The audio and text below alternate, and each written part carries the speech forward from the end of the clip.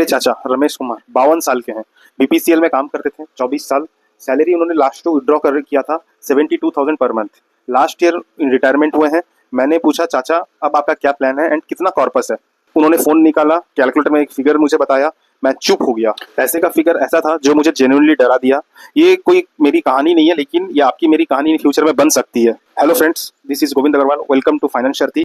आज के वीडियो में हम लोग डिस्कस करेंगे किसी भी इंसान को जो सैलरी मिलती है वो क्यों बहुत ज्यादा मल्टीप्लाई नहीं हो पा रही है या फिर कहाँ गलती हो रहा है, इस बारे में लेट्स डिस्कस। आज के वीडियो में आपको 4 चीजें मिलेंगी कि पैसे कहाँ गए, exact breakdown, lifestyle inflation, PF का सच एंड रिटायरमेंट के लिए लाइफस्टाइल में कितना चाहिए एंड कोर्स ऑफ एक्शन। ये 5 चीजें अपने डिस्कस करेंगे।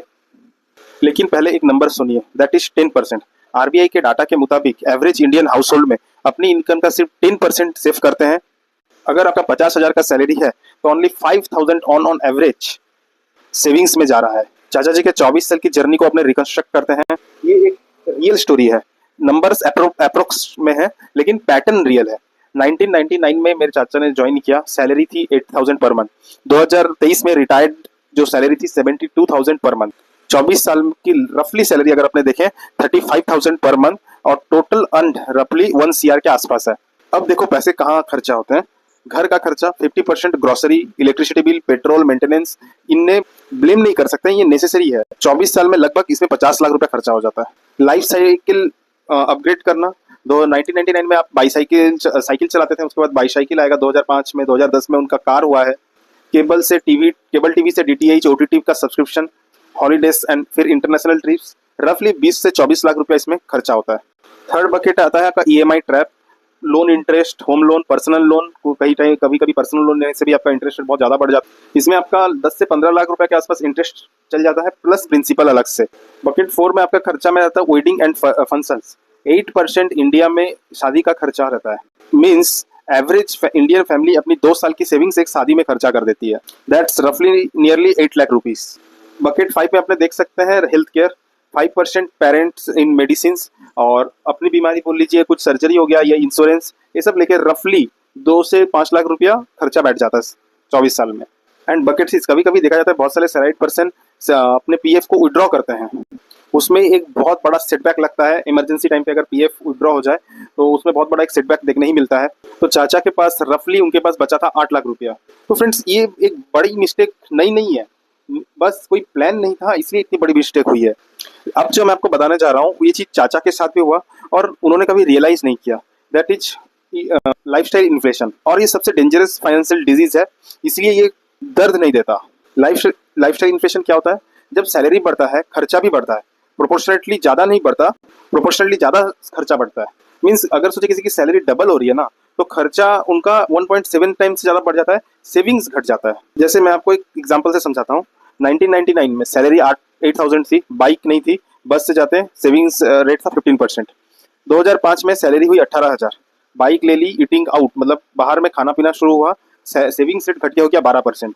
2010 में 32,000, कार ले लिया, ईएमआई में 8,000 रुपये जा रहा है, सेविंग्स रेट घट के हो गया 9%। 2015 में बड़ी कार 50,000 रुपये सैलरी में, rent 18,000, DTH and 3 OTT platforms, savings घट के हो गया 7%। 2020 में सैलरी है 65,000, किड्स के प्राइवेट स्कूल फीस, 2 व्हीकल्स हो गए और मल्टीपल सब्सक्रिप्शंस, सेविंग्स घट के हो गए 5%। इसमें देखें आप पैटर्न, सैलरी बढ़ी है 8 टाइम्स से लेकिन सेविंग्स रेट 15% से 5% हो गया। ये कोई पर्सनल वीकनेस नहीं है, ये ह्यूमन साइकोलॉजी है। इसे आपको फिक्स करना चाहिए। कैसे? सिंपल वे से अगर आप फिक्स करना चाहो, सैलरी जैसे इंक्रीमेंट होता है ना उसका 50% एटलीस्ट आप डाल दीजिए एसआईपी में, एंड फिर बाकी इंक्रीमेंट से आप अपना लाइफस्टाइल को स्ट्रॉन्ग कीजिए। पे योरसेल्फ फर्स्ट, पावरफुल चीज है बट कोई करता नहीं है। अब आते हैं पीएफ में। ये वो चीज है जो पर्सनली मैं सबसे ज्यादा फ्रस्ट्रेट हूँ इससे, क्योंकि पीएफ एक मिराकल टूल है लेकिन ज्यादातर लोग इसको एटीएम की तरह यूज करने लगे हैं।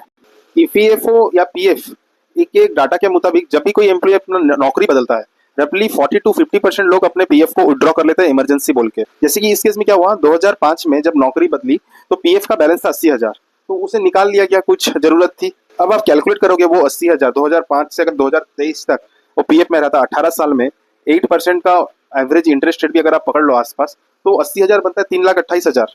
तो आपने सिर्फ वो 80,000 विड्रॉ नहीं किया, अपने 2,40,000 या 2,48,000 का इसमें नुकसान भी किया है। और उन्होंने मल्टीपल जॉब्स में यही किया है, इनका जो केस है मल्टीपल जॉब्स में यही किया है। तो एस्टिमेट है उनका 8 से 10 लाख वो लॉस्ट कर चुके पीएफ विड्रॉस में। मैं रिटायरमेंट कैलकुलेशन का एक रियल नंबर आपके साथ शेयर करता हूँ। अभी आपका मंथली खर्चा चाहिए होगा 40,000 रुपया, और रिटायरमेंट में आपका खर्चा मैं एस्टिमेट कर लेता हूँ 30,000 रुपया हो जाता है। और उसे अगर मैं 6% इन्फ्लेशन पे पकड़ूँ 15 साल बाद, वो 30,000 का वैल्यू होगा 72,000 रुपया। आपका रिटायरमेंट लाइफ एक्सपेक्टेंसी में 80 साल अगर पकड़ लूँ, यानी 28 साल का पोस्ट रिटायरमेंट है, तो 28 साल में आपको नियरली कॉर्पस चाहिए 1 करोड़ 8 लाख के आसपास, लेकिन उनके पास बचा हुआ है ओनली 8 लाख। गैप है 1 CR का। ये दुख लगता है, ये रियलिटी, बट रियलिटी यही है। ये पीएफ अगर आप ऐसे एटीएम की तरह यूज करेंगे एंड अपना लाइफस्टाइल अपग्रेड के साथ साथ अपना सेविंग्स अगर डाउन होता जाएगा, देन फिर बहुत मुश्किल है जिंदगी। रिटायरमेंट जिंदगी तो काफी कठिन हो जाएगा फिर। अभी अगर आप एज वाइज, मैं एक प्लान बताता हूँ आपको, आप ये अपने हिसाब से कैलकुलेट करना। फिर भी अगर आप 25 से 30 साल की उम्र के हो ना, तो अभी से 5,000 का SIP एटलीस्ट शुरू कर दो। तो 30 साल बाद अगर मैं उसे 11% CAGR भी पकड़ूं, तो वो 30 साल बाद 1 करोड़ 14 लाख रुपया रहेगा आपके पास। इन्वेस्टमेंट होगा 18 लाख, लेकिन कंपाउंडिंग इतना गजब का चीज है, उस बन जाएगा आपका 1 करोड़ 14 लाख।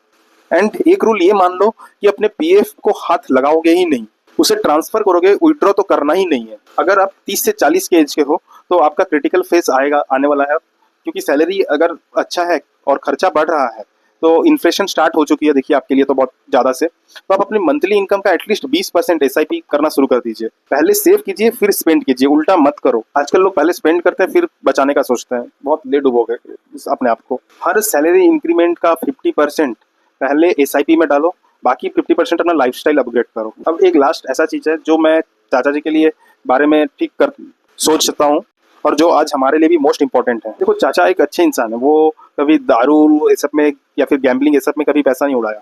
उन्होंने अपना फैमिली का केयर लिया, बच्चों का केयर लिया, अपना पढ़ाई लिखाई का, अपने बच्चों के पढ़ाई लिखाई का सबका केयर किया। और जब उनको फील हुआ कि उनको सेविंग्स बढ़ाना चाहिए था या पीएफ से पैसे विड्रॉ नहीं करना चाहिए, तो बहुत लेट हो चुका था। फ्रेंड्स, ये अभी तो आपके लिए प्रिवेंटिव है, बाद में ये बहुत बड़ा पेन बन सकता है। अभी आप जो भी स्टेज में हो, SIP शुरू करो, अपने इंक्रीमेंट सैलरी का अपना SIP चालू करो, फिर आधे पैसे को अपने खर्चे में डिवाइड करो, या फिर खर्चा कहीं से कम कर सकते हो तो वो सोचो, सेविंग्स बढ़ाओ। अभी आपका जो मेन 2 कोर्स ऑफ एक्शन मैं आपको बताऊंगा, अपने लास्ट 12 मंथ्स की बैंक स्टेटमेंट निकालो, उसमें कुछ जो ऐसे एक्सपेंसेस हैं जिसे आप अवॉइड कर सकते थे, वो चीज फिगर आउट करो, एंड अपने आप को एकदम प्रॉमिस करो कि भाई वो खर्चे इन फ्यूचर में नहीं करेंगे। सेकेंड, जब भी सैलरी आए, नेक्स्ट कभी सैलरी आने पे, एंड पहले SIP पे इन्वेस्ट करना शुरू करो। सो फ्रेंड्स, कमेंट करो, कमेंट में बताओ आपको जो कुछ भी डिसीजन लेने में अगर दिक्कत हो रहा है, उस पर अपने वो कमेंट में जरूर डिस्कस करेंगे। और ये वीडियो अपने फ्रेंड्स के साथ भी शेयर करो, बेल आइकन को हिट करो। आपकी मिस्टेक्स, फाइनेंशियल मिस्टेक आप जहाँ कर रहे हो, वो हम लोग पूरे अच्छे से फिगर आउट करके उसे सॉल्व करने की पूरी कोशिश करेंगे। एंड देर मत करना, देर होने से फिर देर हो जाती है, वो देर कभी फिर खत्म नहीं होती है, वो देर फिर पेन देती है। मिलते हैं नेक्स्ट वीडियो में, तब तक के लिए थैंक यू फ्रेंड्स। जय हिंद, जय भारत।